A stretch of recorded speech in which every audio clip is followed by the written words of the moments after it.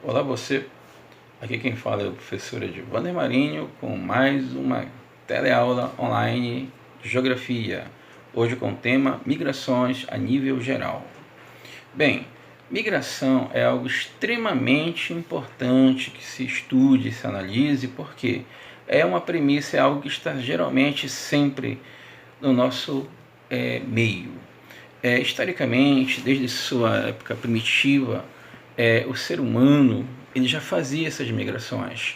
O ser humano fazia as migrações de um cenário de buscar sempre um local que tivesse condições de ter alimentação, de prover sua necessidade de água, o próprio clima, enfim, situações que pudessem dar condições reais para o seu desenvolvimento individual e coletivo. Pois bem, a partir do decorrer dos séculos, lá no final do século XV, quando você tem o maior desenvolvimento do capitalismo, o advento das grandes navegações, você começa a perceber a expansão ultramarina europeia e naquele momento você já tem um índice de imigração bem maior, geralmente para o continente americano.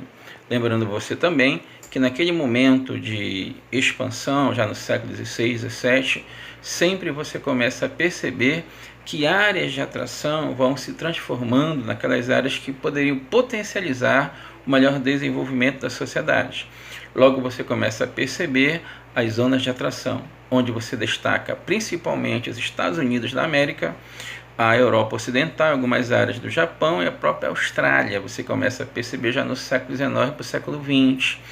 Áreas que poderiam suprir a demanda de desenvolvimento individual e coletivo, com trabalho, com uma condição melhor de equilíbrio. Lembrando que essas zonas de atração até hoje se configuram como as rotas principais para essas migrações. Lembrando também que as zonas de repulsão, por sua vez, principalmente a África, o continente asiático de maneira geral, a América Latina, sempre tiveram essa condição de exploração colonial, principalmente a partir do século XVI, onde você percebe a espoliação, a exploração do trabalhador, a exploração social.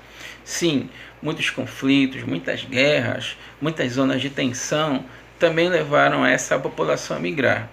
Hoje, então, podemos dizer que as principais áreas de saída são as áreas da África, principalmente falando o norte da África, o Saara e a África subsaariana. A Península Arábica, o sul e sudeste asiático também são típicas zonas de repulsão, correto? Aí você fala na África de Egito, de Sudão, de Serra Leoa, de Tunísia, de Marrocos, Sudão do Sul, sendo áreas de grande saída no continente africano. No continente asiático, você destaca as áreas do Península Arábica, aquela porção do sul e sudeste asiático, você destaca Myanmar, que é a antiga Birmânia, a própria Índia, Sri Lanka, Paquistão, Afeganistão, Irã, o Iraque, a Síria, regiões de conflito, né? É o pessoal da Palestina Árabe. Você vai percebendo de fato que realmente são áreas que, com grande repulsa populacional, você vê uma grande potencialização e efetivação dessa migração. A América Latina também, o próprio Brasil, o pessoal da Guatemala, do México, Honduras, o pessoal migra muito maciçamente para os Estados Unidos. O interessante é que nesse momento você percebe, a gente pode analisar nesse momento aqui, as consequências para a migração em relação aos migrantes, em relação ao pessoal que está recebendo os migrantes. Por exemplo, há um alto índice de preconceito, sim, contra esses migrantes. Esses migrantes, por exemplo, recebem uma carga muito pesada de preconceito, porque justamente vieram de um local com problemas sociais e econômicos, então chegar nesse local de imigração, tipo no local mais poderoso, mais rico, é provável que você entenda que ele pode tirar, vamos dizer, inconscientemente a vaga daquele trabalhador local que ganhava um pouco mais. Já começa ali o preconceito, a verdadeira segregação socioespacial e étnica, muitas vezes, que você percebe no planeta. Então, esses imigrantes são alvo de perseguição, retaliação, censura. Muita gente persegue matando, isso você vê muito na Europa, nos Estados Unidos, infelizmente. Uma outra coisa interessante é que quando você vê essa essa moçada migrante chegando no país poderoso, eles começam a ficarem relegados a bairros mais distantes, os bairros mais periféricos. Começa aí a segregação socioespacial, que você vê em grandes cidades para com essa pessoa, essa rapaziada imigrante. Quando você percebe toda esta situação inusitada que acontece em cidades, em estados, em países, em continentes, daí então você achar na concepção, na percepção de europeu do Ocidente, de um cara dos Estados Unidos, que a pessoa que vem da América Latina, que a pessoa que vem da África, que a pessoa que vem da Ásia é uma pessoa frágil, é uma pessoa inferior, que é justamente aí que começa esse cenário extremamente preconceituoso, deverazmente desumano para com essa população imigrante.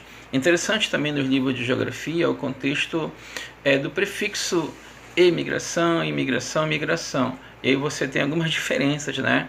O elemento que emigra é o cara que sai da área que está repulsando ele. Então ele saiu, o ato de saída é a emigração. O ato de entrada é a imigração.